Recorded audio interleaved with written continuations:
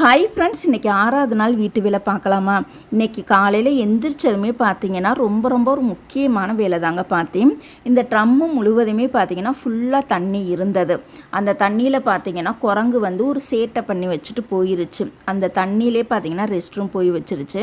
அதனால் அந்த தண்ணியை வந்து நம்ம யூஸ் பண்ண முடியாதுல்ல. அதனால் என்ன பண்ணிட்டேன்னா மாடி ஃபுல்லாக ஒரு கூட்டி விட்டுட்டு அந்த தண்ணி எல்லாத்தையுமே மாடியை ஃபுல்லாக ஊற்றி வந்து நல்லா கழுவி விட்டுட்டு அதுக்கப்புறமா ட்ரம்மில் பார்த்தீங்கன்னா சோஃபா ஆயில் எல்லாமே போட்டு நல்லா தேய்ன்னு தேய்ச்சி திருப்பியுமே மறுபடியும் அந்த ட்ரம்மை அந்த ஒழுகுற இடத்துல தான் நான் வச்சுருக்கேன். ஏன்னா இந்த சிண்டெக்ஸில் இருந்து பார்த்தீங்கன்னா தண்ணி வந்து லீக் ஆகிக்கிட்டே இருக்கும், தண்ணி வேஸ்ட் ஆகும்ல. சரி, இன்னைக்கு ஒரு நாள் மட்டும் ட்ரம் இந்த இடத்துல நம்ம வச்சிடலாம் அப்படின்னு சொல்லிட்டு அதே இடத்துல வச்சுட்டேன். மேலே வந்து எதனால தண்ணி லீக் ஆகுது அப்படிங்கிறத வேலை பார்க்குறக்கு ஆள் வந்து கூப்பிடணும். அதுக்கு நாங்கள் வீட்டில் இருக்கும்போது ஆள் கூப்பிட்டா தானே நம்மளுக்கு கொஞ்சம் ஈஸியாக இருக்கும். சண்டே ஒரு நாள் தான் நம்மளுக்கு லீவு, சரி நாளைக்கே கூப்பிட்டுக்கலாம் அப்படின்னு நினச்சிட்டு இருக்கோம்.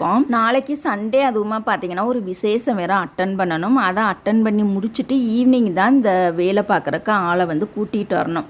அதுக்கப்புறமா பார்த்தீங்கன்னா ஒரு ஆல்ட்ரேஷன் சுடிதார் நைட்டு ஒரு கஸ்டமர் கொடுத்தாங்க. அதை காலையில் 7 மணிக்கே கேட்டாங்களா, அதனால ஆடியை கழுவிட்டுட்டு நானுமே குளிச்சுட்டு அதுக்கப்புறமா அந்த சுடிதாரை வந்து ஆல்ட்ரேஷன் பண்ணி கொடுத்துட்டு அதுக்கப்புறமா பார்த்தீங்கன்னா பாத்திரம் தேய்க்கலாம் அப்படின்னு சொல்லிட்டு இப்போ வந்து சாதம் வடிக்கிற சட்டியை மட்டும்தான் நான் வந்து கழுவிக்கிட்டு இருக்கேன்.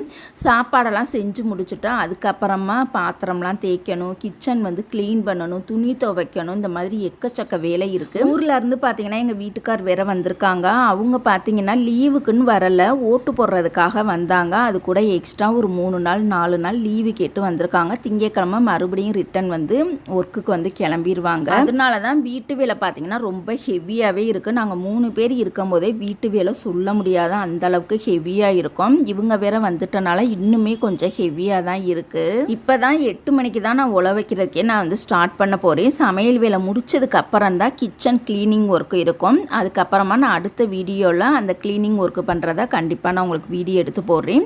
இவ்வளோ வேலையும் முடிச்சதுக்கப்புறமா மதியானத்துக்கு மேலே தான் ஒரு கஸ்டமருக்கு வந்து அர்ஜென்ட் ஆர்டர்ஸ் வந்து கொடுக்கணும். அது போன வாரம் தச்சதெல்லாம் அந்த கஸ்டமருக்கு பெண்டிங் விழுந்துருச்சு. அதனால அந்த கஸ்டமருக்கு இன்றைக்கி உட்காந்து ஃபுல்லாக கம்ப்ளீட்டாக தச்சு முடிக்கணும். அப்புறமா நாளைக்கு விசேஷத்துக்கு போகிறதுக்கு எனக்கு ஒரு ப்ளவுஸ் தைக்கணும். அது கண்டிப்பாக நான் ஈவினிங் தைக்க முடியாது, நைட்டு தான் தைக்க உட்காரணும்.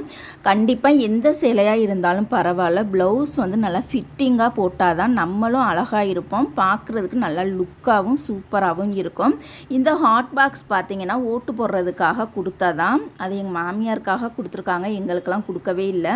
அப்புறம் என்னோட ஓட்டு பார்த்தீங்கன்னா நான் டிவி கேக்கு தாங்க நான் வந்து போட்டிருக்கேன். மீதி இருக்கக்கூடிய வேலையை நம்ம நெக்ஸ்ட் விளாக்ல பார்க்கலாம். வீடியோ பிடிச்சா லைக் பண்ணுங்கள்.